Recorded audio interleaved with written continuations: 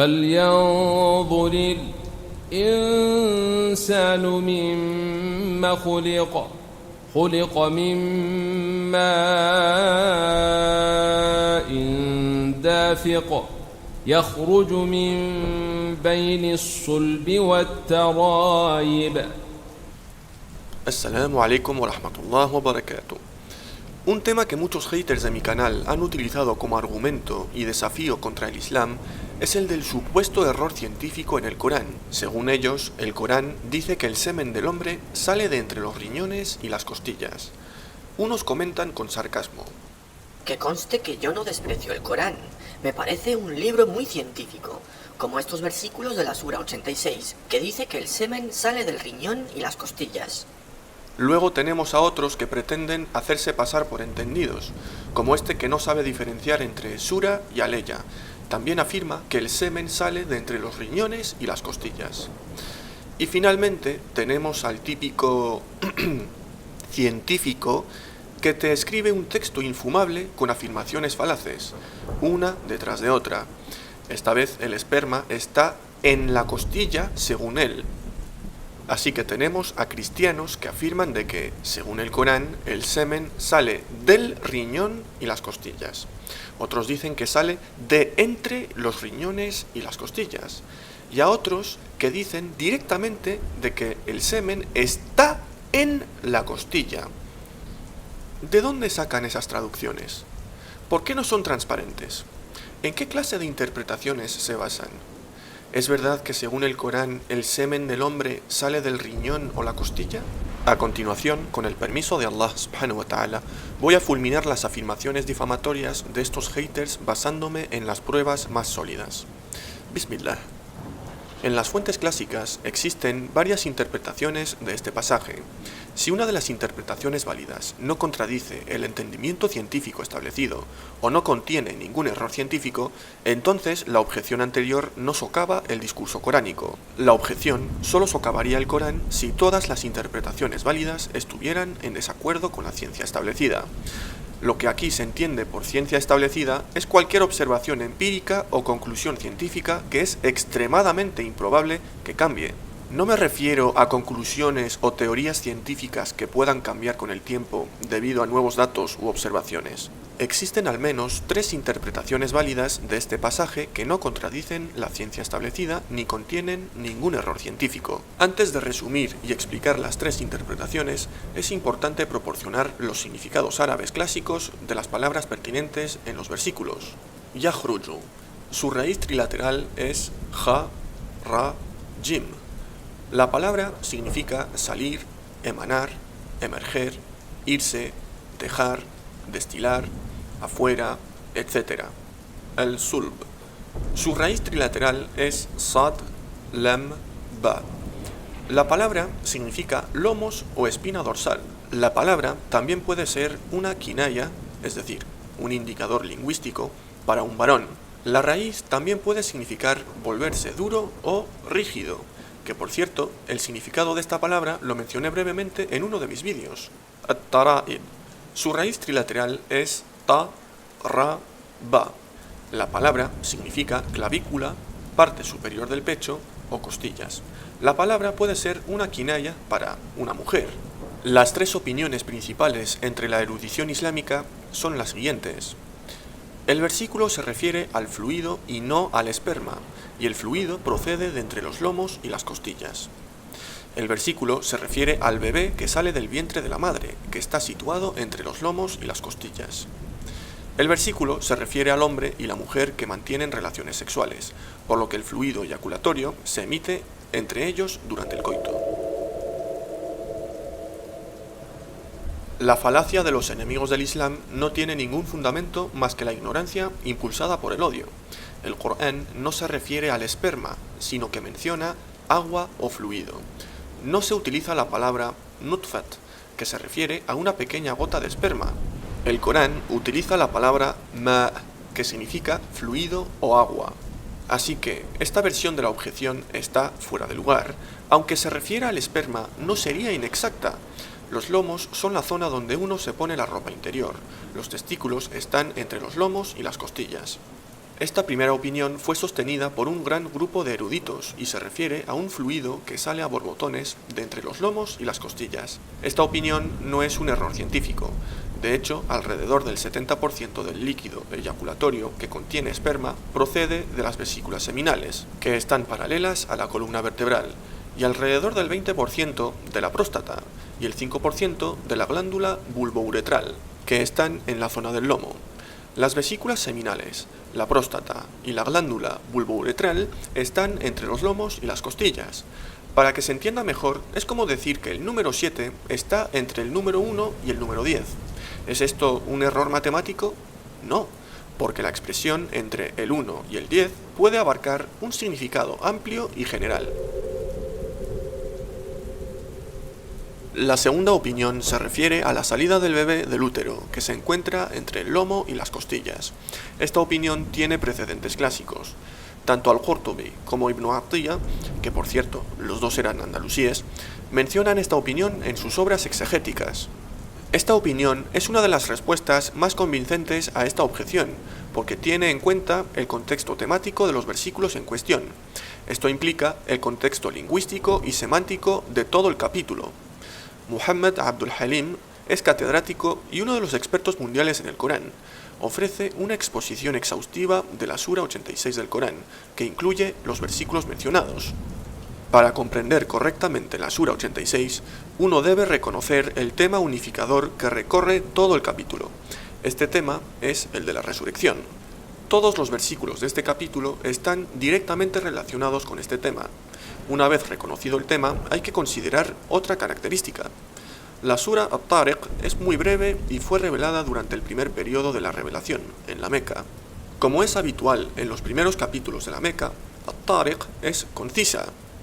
Abdul Halim traduce el pasaje de la siguiente manera. El hombre debe reflexionar sobre aquello de lo que ha sido creado. Fue creado a partir de un fluido que brota y luego emerge de entre la columna vertebral y el esternón. La entidad que emerge de entre la columna vertebral y el esternón, según Abdul Halim, es el bebé que sale del vientre de su madre. El versículo no se refiere al fluido que brota. El paso del versículo 6 al versículo 7, que describe el nacimiento del bebé, puede parecer demasiado instantáneo y repentino.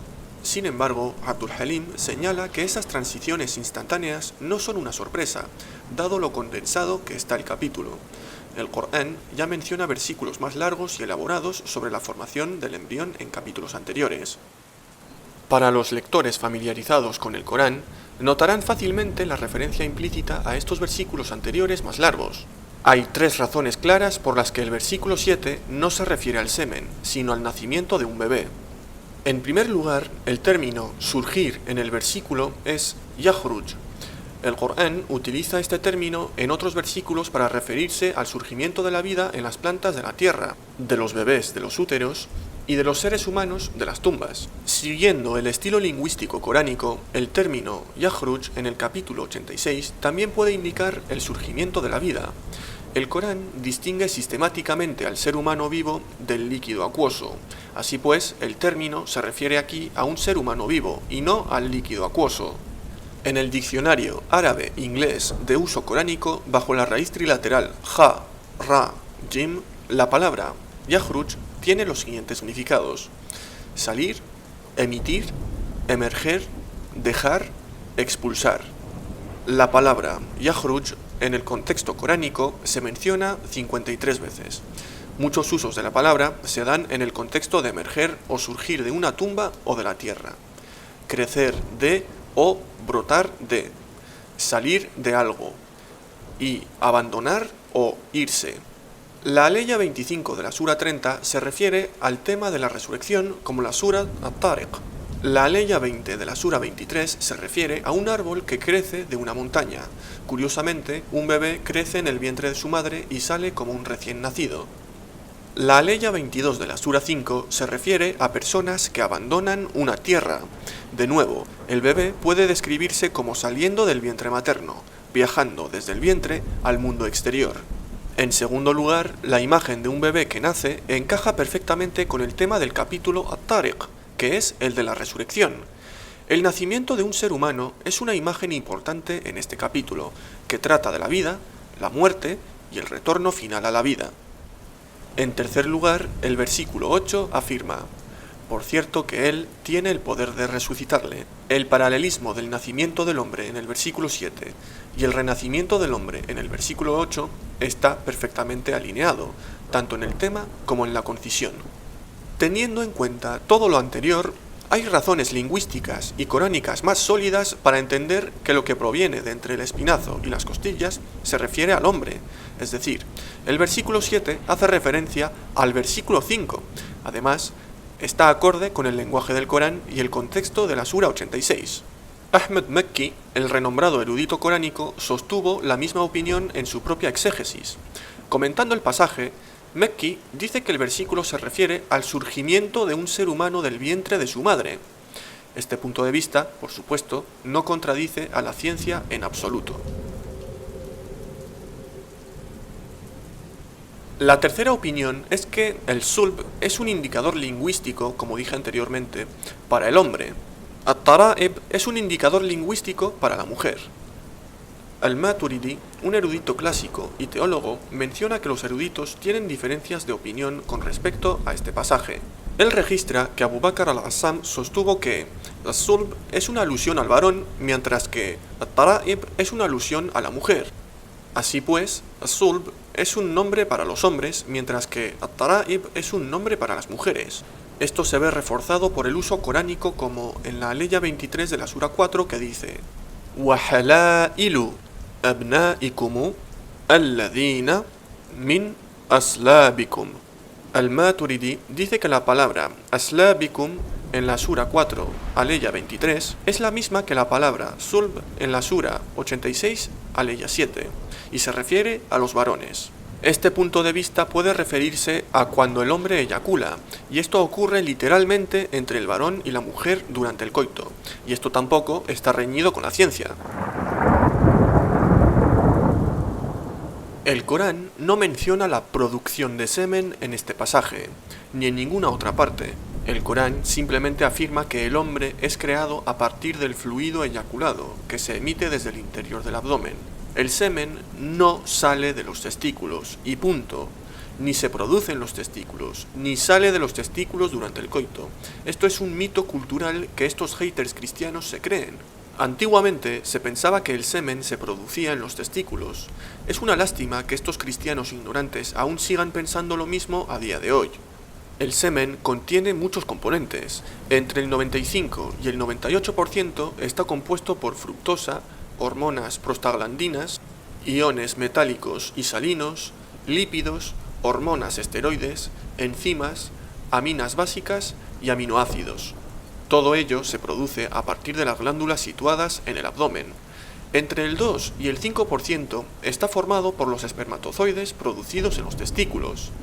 ¿Dice el Corán que el semen se produce en los riñones o en las costillas? En absoluto. El Corán no dice dónde se produce el semen, solo de dónde sale durante el coito. Y esto si nos basamos en la primera interpretación, porque como he demostrado, la segunda interpretación dice que se refiere al bebé saliendo del vientre, y esta opinión es la más sólida de las tres. Son tan ignorantes, están tan ciegos que se creen superiores señalando todo el rato al Corán. This time it's talking about semen, the fact that semen originates in the back or in the kidney of the male. Pues resulta que si investigamos sobre el desarrollo del sistema urogenital, veremos que los testículos en su primera fase se encontraban justo a la altura y al lado de los riñones.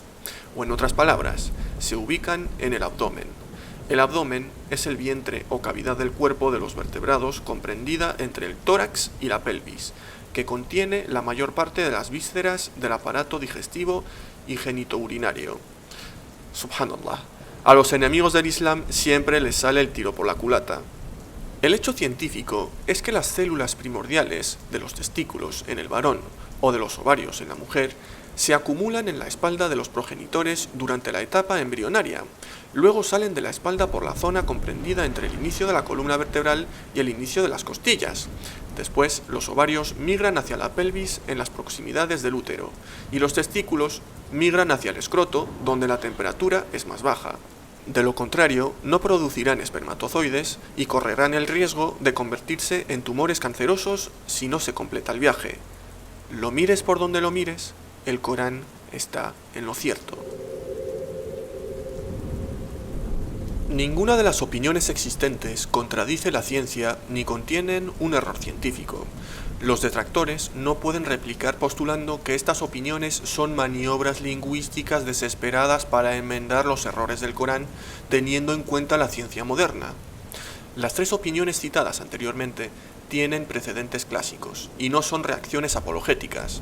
Las opiniones son anteriores a la era científica moderna y a cualquier conflicto percibido asociado entre la revelación y las conclusiones científicas. E insisto, la segunda opinión es la más fundamentada y la más sólida.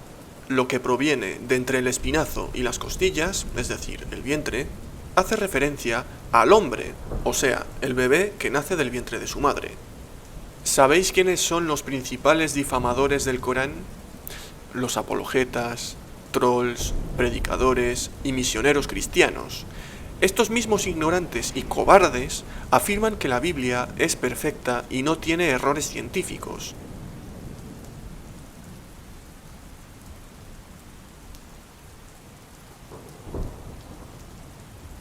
You'll find these kinds of things all over the Quran. The Quran claims that semen is formed between the backbone and the ribs. Quita esto, quítalo, quítalo, Oscar, quítalo.